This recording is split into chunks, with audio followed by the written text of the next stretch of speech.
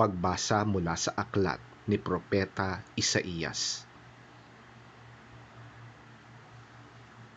Ang lahi nila ay makikilala sa lahat ng bansa.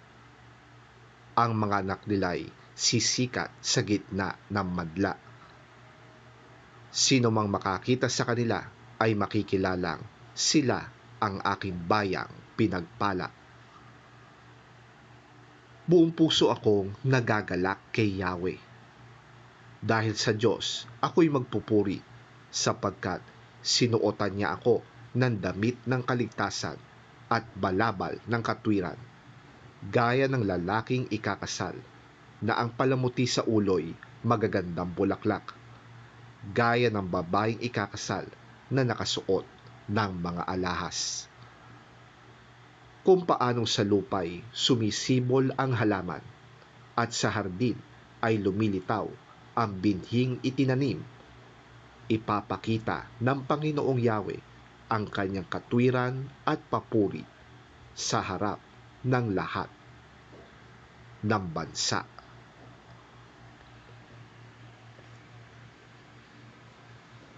Ang salita ng Diyos. Salamat sa Diyos. Ang mabuting balita ng Panginoon ayon kay San Lucas. Papuri sa iyo, Panginoon.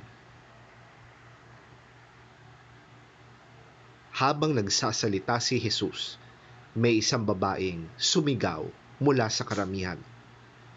Mapalad ang babaeng nagbuntis at nag-alaga sa iyo. Ngunit sumagot siya, higit na mapalad ang mga nakikinig sa salita ng Diyos at tumutupad nito.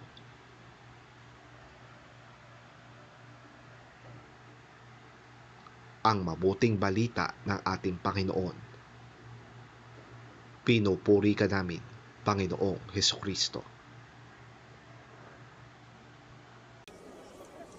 As Jesus was saying these things, a woman in the crowd called out, "Blessed is the mother who gave you birth and nursed you."